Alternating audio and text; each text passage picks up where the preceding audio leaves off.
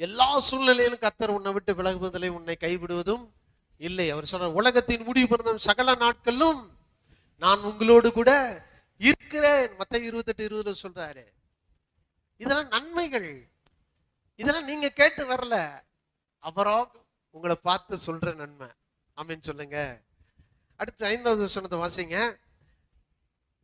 என் சத்துருக்களுக்கு முன்பாக நீர் எனக்கு ஒரு பந்தியை ஆயத்தப்படுத்தி தலையை எண்ணெயால் அபிஷேகம் பண்ணுகிறீர், என் பாத்திரம் நிரம்பி வழிகிறது. அடுத்து கர்த்தராகிய மேய்ப்பர் எப்படி இருக்காருன்னா, எதிரிகளுக்கு முன்பாக, உங்க எதிரிக்கு முன்னாடி கர்த்தரை பாருங்க.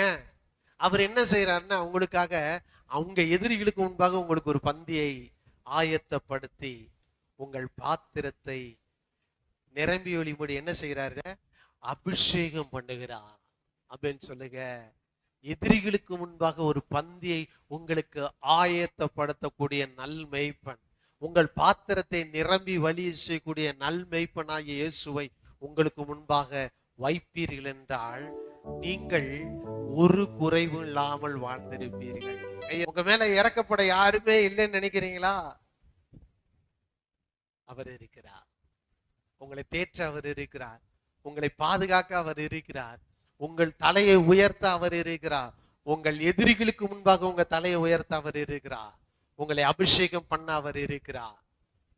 உங்கள் பாத்திரத்தை நிரம்பி வழி செய்வதற்கு அவர் இருக்கிறார். ஆமென் சொல்லுங்க.